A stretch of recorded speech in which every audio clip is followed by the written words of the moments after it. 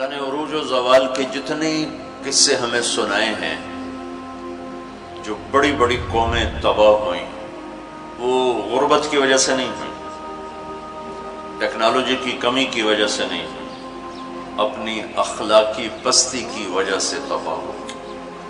الم تر کیف فعل ربک بعاد ارم ذات العماد التي لم يخلق مثلها في البلاد، یہ ایک قوم۔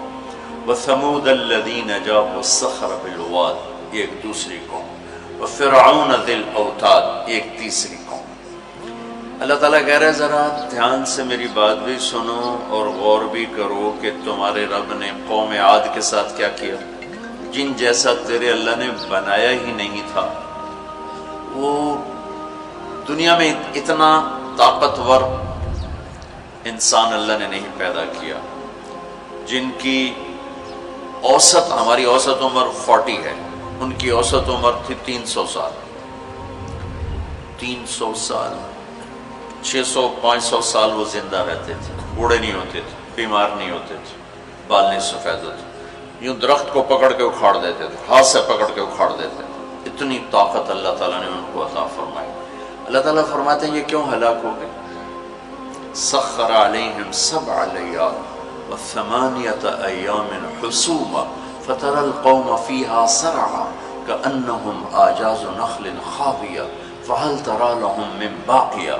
ایک اور آیت میں نے ساتھ شامل کی کہ اللہ تعالیٰ فرماتے ہیں وہ نافرمان ہوئے، ان میں طاقت کی کمی نہیں تھی، نافرمان ہوئے، سرکش ہوئے، آوارہ ہو گئے، اللہ کو بھی للکارا اور انسانی اخلاق کا دامن بھی تار تار کیا۔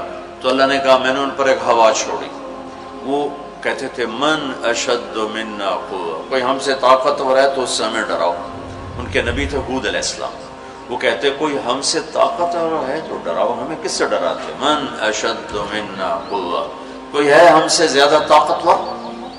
تو اللہ نے جواب دیا اولم یروا ان الذی خلقهم هو اشد منهم قوة وكانوا بآیاتنا یجحدون۔ میرے نبی ہود آبی نے بتائیں کہ جس اللہ نے تمہیں نطفے سے اتنا بڑا انسان بنایا ہے نا، وہ تم سے زیادہ طاقتور ہے۔ اللہ تو نظر نہیں آ رہا، لہٰذا وہ کہتے ہو ہے ہی کوئی نہیں، ساڑھے جے ہے ہی کوئی نہیں، کوئی دکھاؤ۔ جب وہ اکڑتے ہی گئے تو اللہ نے ایک ہوا چھوڑ دی، 7 لیال و8 ایام، 7 راتیں اور 8 دن۔ اور اس کائنات کی سب سے طاقتور مخلوق ہوا ہے، سب سے طاقتور۔ جب اللہ تعالیٰ نے زمین پیدا کی تو یہ امبیلنس تھی، تو اللہ تعالیٰ نے پہاڑ گاڑے تو بیلنس ہو گئی۔ فرشتوں نے کہا یا اللہ پہاڑ سے کوئی طاقتور مخلوق ہے؟ تو اللہ نے کہا لوہا، کاٹ دیتے۔ تو فرشتوں نے پوچھا یا اللہ لوہے سے طاقتور کوئی مخلوق ہے؟ تو اللہ نے فرمایا آگ ہے جو اسے پگھلا دیتی۔ تو فرشتوں نے پوچھا یا اللہ آگ سے طاقتور کوئی مخلوق ہے؟ تو اللہ نے فرمایا پانی جو اسے بجھا دیتا ہے۔ فرشتوں نے پوچھا یا اللہ پانی سے طاقتور کوئی مخلوق ہے؟ تو اللہ نے فرمایا ہوا ہے جو اسے بخارات بنا کے اڑا دیتی۔ تو ہوا اس کائنات کی اللہ نے سب سے طاقتور مخلوق بتائی ہے۔ اب عجب بات بتاؤں، فرشتوں نے پوچھا یا اللہ ہوا سے بھی طاقتور کوئی چیز ہے؟ آپ حیران ہو گے سن کے اپنے نبی کی بات۔ تو یا اللہ ہوا سے بھی طاقتور کوئی مخلوق ہے؟ اس کائنات میں ہوا سب سے طاقتور چیز ہے۔ اللہ نے کہا میرے بندے کا میرے نام پہ ایسے خرچ کرنا کہ کسی کو پتہ نہ چلے کہ اس نے خرچ کیا، ایسے دے کہ کسی کو پتہ ہی نہ چلے۔ تو اللہ نے کہا کہ یہ میرے بندے کا میرے نام پہ خرچ کرنا یہ اتنا طاقتور عمل ہے کہ ہوا بھی اس کے آگے جھک جاتی ہے، چونکہ یہ عمل میرے غصے کو بجھا دیتا، میرے غصے کو ٹھنڈا کر دیتا۔ اللہ کے غصے کو ٹھنڈا کرنے والی چیز اللہ کے نام پہ خرچ کرنا۔ مسلمان کنجوس نہیں ہوتا، بخیل نہیں ہوتا۔ تم لوگ کمال سمجھتے دوسرے کی جیب سے کھانا، کیونکہ ہم اس دور سے گزرے دوسرے کی جیب سے کھانا، اور اللہ تعالیٰ کمال دیکھتا ہے کہ اپنی جیب سے کھلا، خود بھوکا رہ کے اوروں کو کھلا۔ ایک دفعہ شیطان ملا کسی عابد کو، تو اس نے کہا آج جو پوچھو گے نا سچ بتاؤں. شیطان کہا اچھا ایک بتا دے، تیرے یار کتنے، تیرے دوست کتنے؟ کہنے لگا 3. کون؟ کہا ایک جو غصے والا، غصہ تو سب میں ہے، جس کو غصے پہ کنٹرول نہ ہو، پھٹ جاتا ہو پھٹ جاتا ہو پھٹ جاتا ہو. غصہ سب کو آتا ہے، کھوتے نو غصہ آ جاتا ہے انسان تو انسان. غصہ آنا نیچرل ہے، نہ آئے تو پریشانی کی بات ہے. غصے کو پینا نہیں، برداشت نہ کرنا، اس سے معاشرہ ٹوٹتا ہے. تو اس نے کہا غصے والا بڑا اچھا میرا یار ہے پکا. دوسرا نشہ کرنے والا، شراب پینے والا میرا بڑا گھاٹا یار ہے. اور تیسرا بخیل کنجوس میرا بڑا یار ہے. اور اگلی عجیب بات بتاؤں کہ اگر بدقسمتی سے یہ تینوں باتیں کسی میں اکٹھی ہو جائیں کہ وہ کمبخت غصہ بھی میں بھی پھٹتا ہو، شراب بھی پیتا ہو، بخیل بھی ہو، شیطان اس کا مرید ہوتا ہے اور وہ پیر ہوتا ہے، وہ ایسی خطرناک بلا بن جاتا ہے. مسلمان کا صدقہ عادت ڈالو بچوں، خرچ کرنے کی عادت ڈالو. سخی کا کبھی ہاتھ تنگ نہیں ہوگا، اللہ اس کو اپنے خزانوں سے دیکھا. لیکن آج کل ماں باپ سکھاتے ہیں گنجائش کرو گنجائش کرو، جمع کرو جمع کرو، کجیاں میں پیسے ڈالو. اور تم اللہ کے نام پہ لگانا سیکھو، اللہ تمہیں وہاں سے دے گا جہاں سے وہم و گمان بھی نہیں. انفق ولا تخش من ذی العرش اقلالا، خرچ کر اور عرش والے سے تنگی کا ڈر نہ کر. اس مراد فضول خرچی نہیں، اللہ کے بندوں پہ خرچ کرنا، ضرورت مندوں پہ خرچ کرنا. تو اللہ کے نام پہ صدقہ اس کائنات کی سب سے طاقتور چیز، جو کہ ہوا کو بھی سے اوپر اللہ نے بیان کیا. اور اللہ نے کہا یہ تیرے رب کے غصے کو بجھا ٹھنڈا کر دیتی. اللہ نے ہوا چھوڑی اور اس قوم کو تہس نہس کر دیا. ان کے قد ہوتے تھے 50 فٹ 60 فٹ 40 فٹ کے قد ہوتے تھے. تو ہوا نے ان کو ایسے اٹھایا، بگولا چلتا رہا ایسے ہی. تو آپس میں ان کے سر ٹکراتے تھے، ٹھا ٹھا ٹھا ٹھا ٹھا ٹھا، یہاں تک ان کی کھوپڑیاں پھٹ گئیں، ان کے دماغ نکل گئے. پھر انہوں نے پٹک کے زمین پر مارا، دھڑ الگ ہو گئے، سر الگ ہو گئے. اس کے پیچھے تباہی کی وجہ نہ پیسے کی کمی نہ ٹیکنالوجی کی کمی اس دور کی. وَثَمُودَ الَّذِينَ جَابُوا الصَّخْرَ بِالْوَادِ. پھر اللہ نے کہا ایک اور قوم آئی جنہیں پتہ چلا کہ ہود علیہ السلام کی قوم پر ہوا چلی تھی، لہٰذا ہم کیا کریں گے، ہم پہاڑوں میں گھر بنائیں گے. تو وہ سعودی عرب میں وہ علاقہ میں نے دیکھا ہے جہاں انہوں نے پہاڑ کھود کے گھر بنائے. پہاڑ کھود کے اندر پورا پہاڑ کھودا ہوا، بیچ میں گھر. انہوں نے کہا یہاں تو ہوا آ نہیں سکتی، ہوا پہاڑ کو کہاں سے اٹھائی، لہٰذا وہ مستی میں آ گئی. وَثَمُودَ الَّذِينَ جَابُوا الصَّخْرَ بِالْوَادِ. پھر وہ للکارنے لگے، لیا ہوا لیا ہوا. تو اب وہ اللہ کو عاجز سمجھا. تو اللہ نے کیا کیا، فانظر کیف کان عاقبۃ مکرہم انا دمرناہم وقومہم اجمعین فتلک بیوتہم خاویۃ بما ظلموا ان فی ذلک لآیۃ لقوم یعلمون وانجینا الذین آمنوا وکانوا یتقون. کیا کیا اللہ تعالیٰ نے، ایک فرشتہ بھیجا جس نے اگر ایک چیخ ماری، آواز بہت طاقت ہے، ساؤنڈ سے کتنی تباہیت. اس نے ایک چیخ ماری، ان کے کلیجے سب کے پھٹ گئے، چہرے ان کے نیلے پڑ گئے، اور وہ ایک دن میں سارے اللہ تعالیٰ نے مٹی کا ڈھیر بنایا، انہیں دفن کرنے والا کوئی نہ بچا. یہ کیسے تباہ ہوئے؟ ان کی تباہی کے پیچھے نہ ٹیکنالوجی کی کمی ہے نہ طاقت کی کمی. ایک تیسری قوم، وَفِرْعَوْنَ ذِي الْأَوْتَادِ. فرعون جو اس زمانے کا اتنا بڑا بادشاہ تھا کہ انسانی تاریخ میں صرف ایک انسان پیدا ہوا ہے جس نے کہا میں رب ہوں. یہ بات دنیا میں کسی نے نہیں کی. سجدہ تو مسلمان بادشاہ بھی کرواتے تھے، یہ مغلوں کو سجدے ہوتے تھے، یہ ہمارے مغلیہ بادشاہ تھے، اورنگزیب نے آ کر اسے ختم کیا. تو سجدے تو مسلمان بادشاہوں کو بھی ہوتے رہے اور کافروں کو بھی ہوتے رہے، لیکن میں ہی رب ہوں یہ بات ایک انسان نے کی، وہ ہے فرعون. فَقُلْ هَلْ لَكَ إِلَىٰ أَن تَزَكَّىٰ وَأَهْدِيَكَ إِلَىٰ رَبِّكَ فَتَخْشَىٰ فَأَرَاهُ الْآيَةَ الْكُبْرَىٰ فَكَذَّبَ وَعَصَىٰ ثُمَّ أَدْبَرَ يَسْعَىٰ فَحَشَرَ فَنَادَىٰ فَقَالَ أَنَا رَبُّكُمُ الْأَعْلَىٰ. اللہ اکبر. کہنے لگا میں سب سے بڑا رب ہوں. یہ صرف ایک انسان کا دعویٰ. کتنی اللہ نے اس کو طاقت بخشی. بچے ذبح ہو رہے ہیں، کوئی اف نہیں کر سکتا، اف نہیں کر سکتا، کوئی جلوس نہیں نکال سکتا۔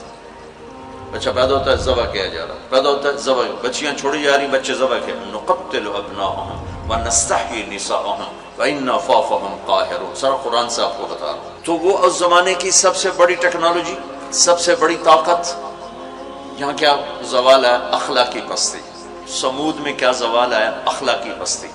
عاد میں کیا زوال ہے؟ اخلاقی پستی۔ کسی قوم کا سب سے بڑا سرمایہ اس کے اخلاق ہوتے ہیں۔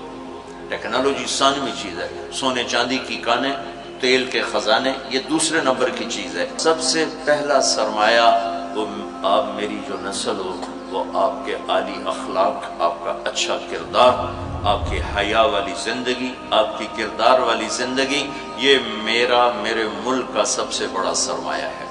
اگر میری نسل کے اخلاق بگڑ گئے، حیا کی چادر تار تار ہو گئی اور ناشگانہ زندگی میں داخل ہو گیا اور وہ ثقافت بن گئی، تہذیب بن گئی، تو اس قوم کے ہلاک ہونے کو کوئی نہیں بچا سکتا کہ آسمان والے کا فیصلہ اترتا ہے۔ جب آسمان والا فیصلہ کرتا ہے تو زمین کی ٹیکنالوجی اسے بچا نہیں سکتی۔ فرعون نے بھی کہا قوم فاتنا بما تعدنا ان كنت من الصادقین، نوح علیہ السلام کی قوم نے کہا نوح علیہ السلام سے، لاؤ کدھر ہے تیرے رب کا عذاب، فاتنا لے کے آؤ، کدھر ہے تیرے رب کا عذاب، انما یاتیکم بہ اللہ ان شاء وما انتم بمعجزین، اللہ جب لائے گا تو پھر تم کچھ کر نہیں سکو گے۔ ایک تندور سے پانی نکالا اور ساری نسل کو اللہ نے پانی میں بہا دیا، ساری نسل۔ تو میں آپ کے سامنے اپنی بات کو مدلل کر رہا ہوں قرآن پاک سے کہ قوموں کے زوال اور عروج کا تعلق ٹیکنالوجی سے تھوڑا ہے اور اخلاقیات سے زیادہ ہے۔ اخلاقی پستی کسی بھی قوم کے زوال کا سب سے بڑا سبب ہے، اخلاقی بلندی کسی بھی قوم کے عروج کا سب سے بڑا سبب ہے۔ فرعون نے بچے ذبح کیے، بچیوں کو چھوڑا، عبرت کا نشان بنا دیا لوگ۔ سولی سب سے پہلے اس نے ایجاد کی، اور پھر میرے رب نے فَأَخَذْنَاهُ وَجُنُودَهُ فَنَبَذْنَاهُمْ فِي الْيَمِّ، آگے سمندر، پیچھے فرعون، بیچ میں موسیٰ علیہ السلام کی قوم، تو کہنے لگے مروا دیا موسیٰ، مروا دیا، تو آگے سمندر پیچھے فرعون، اگے جاؤ تو پانی پچھو تو فرعون دا سوٹا ان کی دے جا تو موسیٰ علیہ السلام نے کہا کلا، ڈرو نہیں، ان معی ربی۔ آپ کو عجب تقابل کر کے دکھاؤں، موسیٰ علیہ السلام 40 سال رہے اپنے قوم کے ساتھ، 2 نبی، ایک موسیٰ ایک ہارون، اور اپنا سب کچھ قربان کیا۔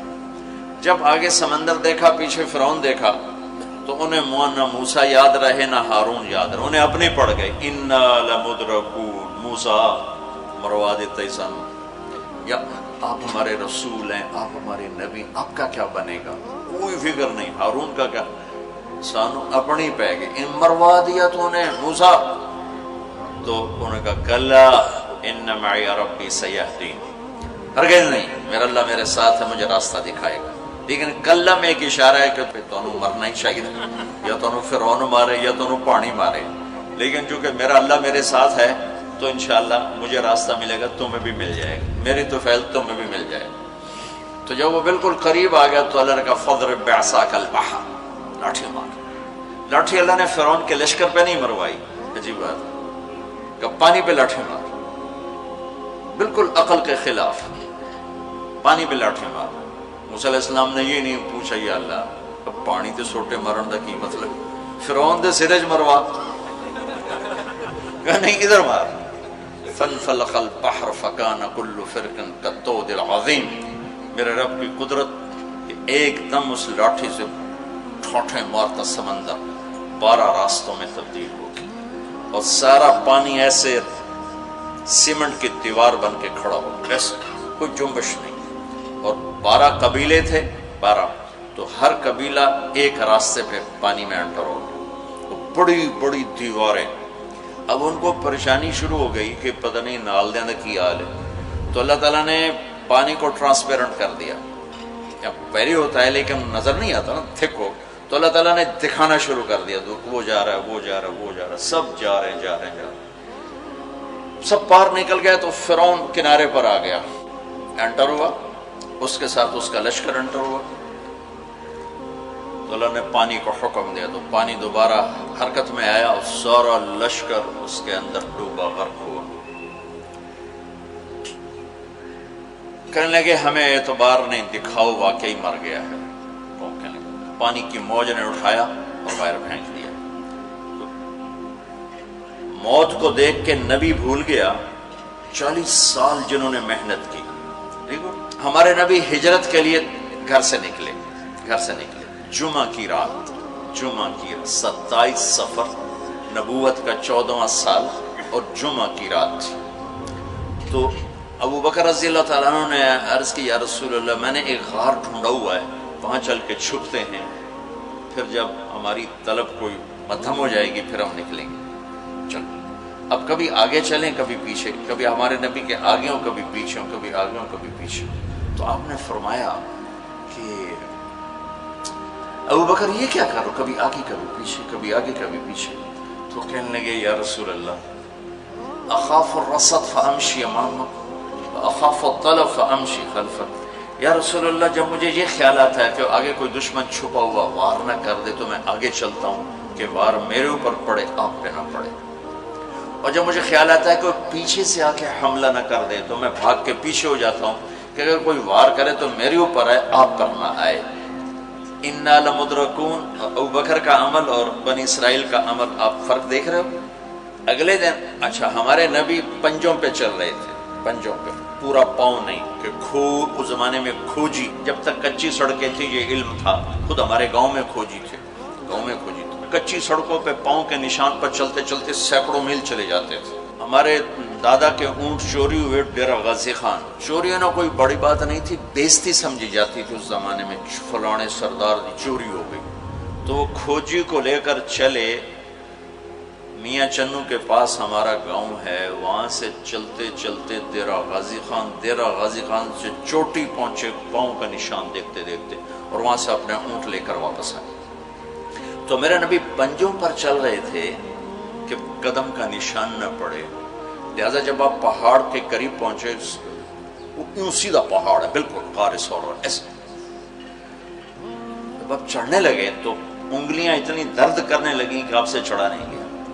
تو ابو بکر رضی اللہ تعالیٰ عنہ نے آپ کو کمر پہ بٹھایا اور کمر پہ بٹھا کے اس پہاڑ کو اوپر لے کر کے، کبھی اللہ آپ کو لے جائے تو آپ دیکھنا کتنا وہ اوکھا پہاڑ ہے جس پر ابو بکر اوپر لے کر گئے۔ پھر آپ کو باہر بٹھایا، کہا آپ باہر بیٹھیں، خود اندر تشریف لے گئے۔ اندھیرا تھا تو ٹٹول کے سوراخ بند کرنے شروع کیے، روڑے پتھر اس سے۔ اب سوراخ باقی تھے اور روڑے ختم ہو گئے، تو اپنی پگڑی اتاری اور اس کو پھاڑ کے سوراخ بند کیے۔ پھر بھی سوراخ باقی تھے تو کرتا اتارا اور اس کو پھاڑ کے سوراخ بند کیے۔ پھر ایک سوراخ باقی رہ گیا، وہ جس میں سانپ تھا، اس کے اوپر اپنی ایڑی کو رکھ دیا۔ پھر عرض کی یا رسول اللہ آپ تشریف لائیں۔ آپ کو اندھیرے میں پتہ نہیں چلا کہ ابو بکر کے نہ پگڑی ہے اور نہ کرتا ہے۔ جب تھوڑی روشنی ہوئی، صبح صادق ہوئی، روشنی ہوئی تو دیکھا ابو بکر کے نہ کرتا نہ پگڑی۔ تو آپ نے کہا ابو بکر تیرا کرتا تیری پگڑی؟ کہ یا رسول اللہ آپ یہ دیکھ رہے ہیں یہ سارے سوراخ تھے، مجھے خیال ہوا کوئی چیز آپ کو تکلیف نہ پہنچائے تو میں نے یہ سارے بند کر دیے۔ تو اس پر ایک دم میرے نبی کی آنکھیں بھر آئیں اور اب بے ساختہ روئے اور ہاتھ اٹھا کر رکھا یا اللہ میں ابو بکر سے راضی ہوں، تو بھی اس سے راضی ہو جا اور اسے جنت میں میرا ساتھی بنا تھا۔ تو فوراً جبریل آئے اور عرض کی یا رسول اللہ، اللہ تعالیٰ فرما رہے ہیں کہ ہم ابو بکر سے راضی ہیں اور جنت میں آپ کا ساتھی بنانے کی بشارت دیتے ہیں۔ بنو اسرائیل کہہ رہے ہیں مروا دیا، اور ابو بکر کیا کر رہے ہیں آپ کو تقابل کر کے بتا۔ پھر اگلے دن قریش کا کھوجی صرف انگلیوں کو پہچانتا غار ثور کی طرف چل پڑا۔ جب وہ چلے تو میرے رب کا غیبی نظام حرکت میں آیا۔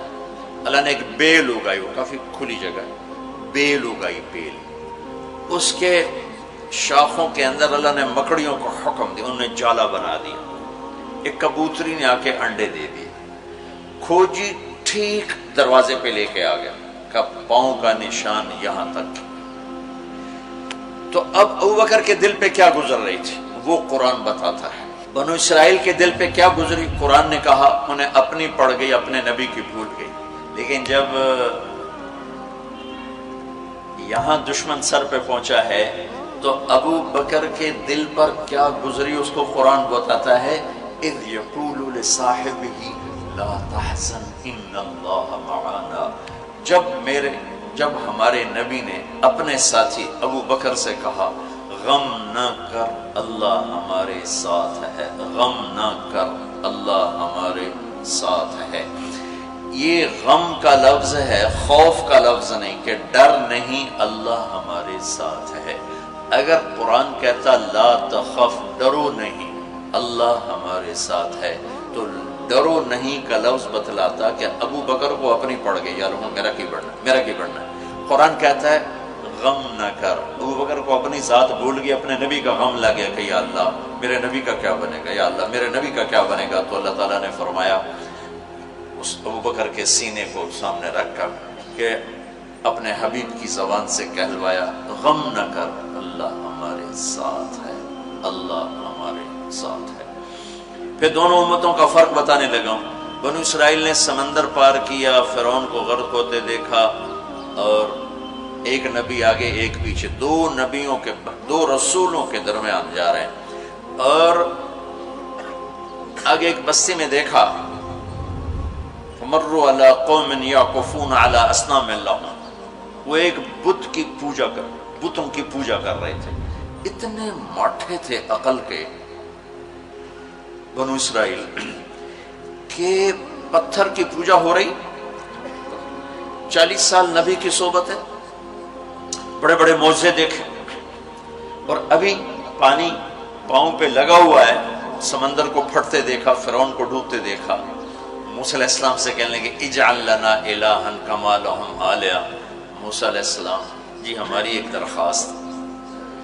کہنے لگے کیا؟ ایو جے ہے خدا سانو ہی لے دے. ایسے میں انہوں متھر ٹیکی. اتنی چھوٹی عقل کے تھے کہ ایک لے دے ہمیں. ان کو توڑے جا بے عقل میں دنیا جو ایک ہی کوئی. انکم قوم تجہلون. ہمارے نبی دنیا سے تشریف لے گئے، فوت ہوئے 12 ربیع الاول 7 جون 633 عیسوی 11 ہجری پیر کا. یہی تقریباً یہی ٹائم ہے، اس سے تھوڑا سا آگے، زور سے پہلے. اب دنیا سے تشریف لے گئے، انتقال فرما گئے. صحابہ پہ عجیب و غریب کیفیت طاری ہوگی. عمر رضی اللہ عنہ نے تلوار نکال لی، جو کہے گا اللہ کا نبی فوت ہو گیا قتل کر دوں گا. وہ فوت نہیں ہوئے، اللہ کے پاس گئے، واپس آئیں گے. ابوبکر صدیق کو پتہ چلا، وہ عوالی ایک محلہ ہے وہاں گئے ہوئے تھے اپنی بیگم کے پاس. وہاں سے دوڑتے ہوئے آئے، گھوڑے سے چھلانگ لگائی، گھر میں داخل ہوئے. اپنی بیٹی کے حضرت عائشہ کے گھر میں آپ کا انتقال ہوا. آپ کے چہرے سے کپڑا ہٹایا، ماتھا چوما، آنسو گرے، اور کہا طبت حیا و میتا. میرے محبوب آپ دونوں حالتوں میں پاکیزہ خوشبودار ہیں، دنیا سے جانے کے بعد بھی اور دنیا میں رہتے ہوئے بھی. پھر تشریف لائے تو عمر کی آواز گرجدار، کوئی نہ کہے میرے نبی فوت ہو گئے. ممبر پر آ کر کھڑے ہوئے کہا عمر بیٹھ جاؤ. عمر کہنے لگے میں نہیں بیٹھتا. تو کہنے لگے ایھا الناس من کان یعبد محمدا فإن محمدا قد مات. جو لوگ محمد کی پوجا کرتے تھے تو سنو آج ان کو اللہ نے اٹھا لیا ہے. ومن کان یعبد اللہ فإن اللہ حی لا یموت. اور جو اللہ کی پوجا کرنے والے ہیں وہ سن لیں کہ اللہ موت سے پاک، زندہ، قائم دائم، حی قیوم موجود ہے. اور پھر آپ نے یہ آیت پڑھی انک میت وانہم میتون. میرے حبیب آپ نے بھی موت کا ذائقہ چکھنا ہے، وہ سب نے موت کا پیالہ پینا ہے. اور یہ آیت پڑھی وما محمد الا رسول قد خلت من قبلہ الرسل افإن مات او قتل انقلبتم علی اعقابکم. میرے نبی بھی تو رسول ہیں جیسے اور رسول ہیں، ان کو بھی تو موت نے آنا ہے، تو تم میرا راستہ چھوڑ دو گے، میرا دین چھوڑ دو گے. تو عمر رضی اللہ تعالیٰ عنہ فرماتے ہیں میری ٹانگوں سے جان نکل گئی، چونکہ مجھے پتہ چل گیا کہ آپ فوت ہو گئے ہیں. تو میں یوں نیچے گرا، سیدھا ایسے اسٹریٹ نیچے گرا کہ مجھے جو لگا جیسے یہ قرآن آج اترا ہے، جیسے یہ قرآن آج اترا ہے. تو ابوبکر صدیق رضی اللہ تعالیٰ عنہ صحابہ کا ایمان اور بنو اسرائیل کا ایمان اب تقابل دو نبیوں کی موجودگی میں اتنے بڑے معجزے دیکھ کر ایک پتھر کا بت دے ہم بھی اس کو سجدہ کریں؟ اور یہاں میرے نبی دنیا سے جا چکے ہیں اور ابوبکر صدیق اعلان کرتے ہیں کہ اللہ زندہ ہے، موت سے پاک ہے، اور میرے نبی کو اللہ نے بلا لیا جیسے ہر نبی کو بلایا، میرے نبی کو بھی بلا لیا ہے۔ پہلی امتوں کو 2 نمازیں، ہمیں 5۔ پہلی امتوں کی مسجد کوئی نہیں، ہماری مسجد۔ پہلی امتوں کی اذان کوئی نہیں، ہمیں اذان دی۔ اور اذان اتنا بڑا عمل بنا دیا میرے نبی نے کہ آپ نے فرمایا کہ اذان دینے والا قیامت کے دن سب سے اونچے مقام پر کھڑا ہوگا۔ حضرت علی فرمایا کرتے تھے کاش میں اللہ کے نبی سے حسن حسین کے لیے مسجد نبوی کی اذان مانگ لیتا، یہ حضرت علی فرمایا کرتے تھے۔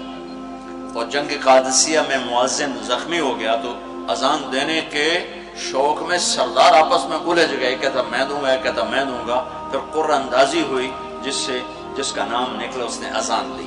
حضرت عمر فرمایا کرتے تھے اگر میں امیر المومنین نہ ہوتا، اگر میں خلیفہ وقت نہ ہوتا تو میں مسجد نبوی کا مؤذن بننا پسند کرتا۔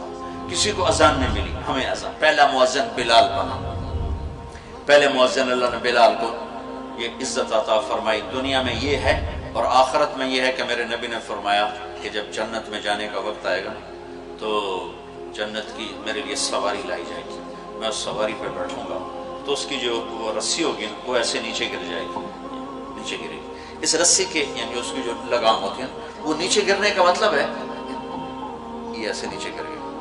اب نیچے گرنے کا مطلب ہے کہ اس کی ڈرائیونگ میرے نبی نے نہیں کرنی، کوئی آنے والا ہے، کوئی ڈرائیور آنے والا ہے جو رسی پکڑ کے چلے گا، کوئی کوچبان آنے والا ہے جو اس کو پکڑ کے چلے گا۔ رسی کا گرنا ایک انڈیکیشن ہے کہ کوئی نصیب والا اب آئے گا۔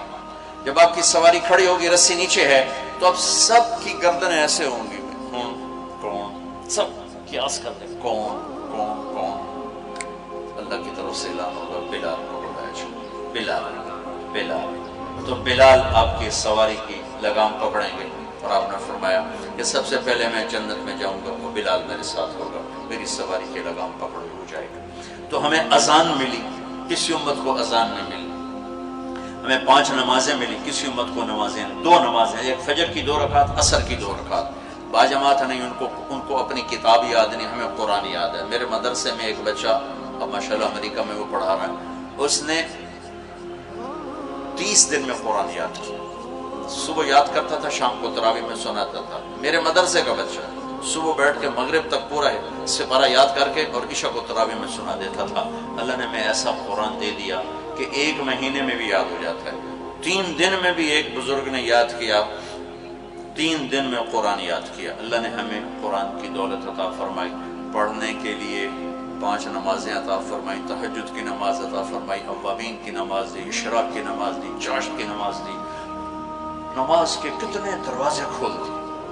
اور میرے نبی کی آخری نصیحت تھی میری امت نماز نہ چھوڑنا، نماز نہ چھوڑنا، نماز نہ چھوڑنا۔